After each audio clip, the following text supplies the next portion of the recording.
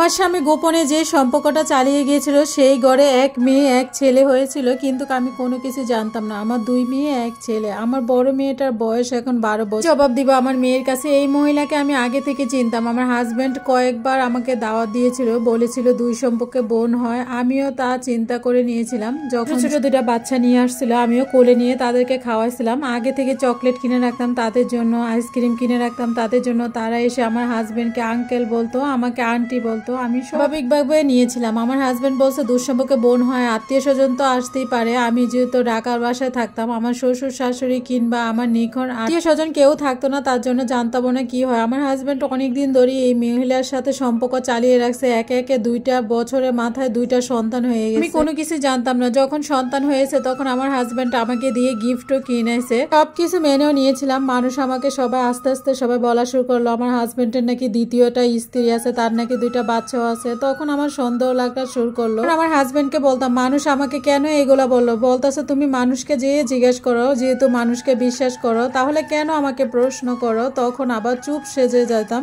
যে আমার হাজবেন্ড কোনো মিথ্যের আশ্রয় আমার সাথে নিচ্ছে না। কিন্তু আমার হাজবেন্ড যেহেতু ভালো একটা চাকরি করতো, অনেক জায়গায় বা বিদেশে গিয়ে প্রায় সময় থাকতে হতো, তো ওই কারণে আমি সবসময় বিশ্বাস করতাম যে আমার হাজবেন্ড সে আমাকে সব কিছুই বলতো। কিন্তু এখন বুঝতে পারতেছি যে হাজবেন্ড বাইরে যাওয়ার কথা বলে ওই মহিলার সাথে থাকতো।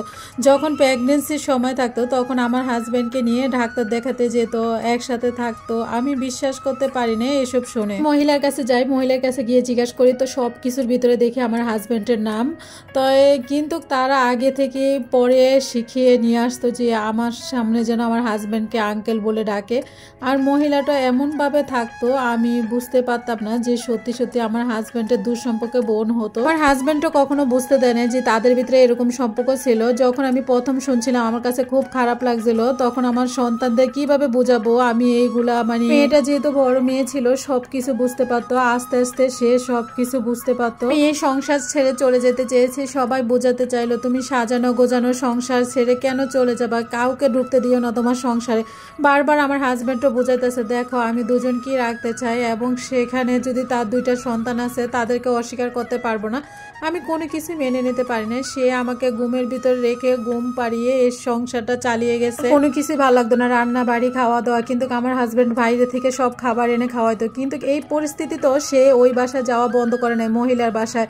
কিন্তু আমি যতটা সমস্যায় হয়েছি ওই মহিলা হয়তো হয়েছে, যে কারণে আমি সবকিছু জানতে পারছি। আমার হাজবেন্ডের গলা টিপে ধরেছি, ব্যাপারটা জানতে পেরেছি 4 বছর হয়েছে। আমার মাথায় এখনো কোনো কিছু কাজ করে না। কিন্তু আমার হাজবেন্ড কখনো কোনো কিছু অভাব অনটন বুঝতে দেয় না। 2টা সংসারে সুন্দর করে চালিয়ে। আমার বাসায় 1 সপ্তাহ থাকে, ওই বাসায় 1 সপ্তাহ থাকে। যখন আমার বাসায় থাকে না তখন বাচ্চাদের বোঝাতে পারি না। আমার মেয়েও ঠিক মতো তার বাবার সাথে এখন আর কথা বলে না। মহিলা মাঝে মাঝে আমার সন্তানদের জন্য রান্না করে পাঠায়, কিন্তু আমি কখনো কোনো কিছু পাঠাই না। আমার মাঝে মাঝে মনে হয় এই পৃথিবীটা নিষ্ঠুর, যে স্বামীর জন্য আমি দুনিয়ার পরিশ্রম করছি, এতগুলা সন্তান উপহার দিছি, আমার রোগ জবান সবকিছু বিলিয়ে দিছি, কিন্তু সেই স্বামী অন্য আরেকটা নারীর সাথে কিভাবে থাকতে পারলো, বিয়ে করতে পারলো আমাকে ঠকিয়ে। 2টা সংসার চালায় কারণ ওর টাকা পয়সা কোনো কিছুই অভাব নেই। মনকে বুঝাতে পারি না। সে আমাদের কাছে আসলে ওইখানে সবকিছু ভুলে যায়, আর ওইখানে গেলে আমাদের সবকিছু ভুলে যায়। করেন তাকে আর বিশ্বাস করতে পারি না। তার জন্য মন থেকে ভালোবাসা আসে না। আমি সন্তানদের মুখের দিকে তাকে সবকিছু হজম করে নিই। গল্পটা আপুর এক লাইফ থেকে নেওয়া, এরকম ঘটনা অনেকের সাথেই ঘটে।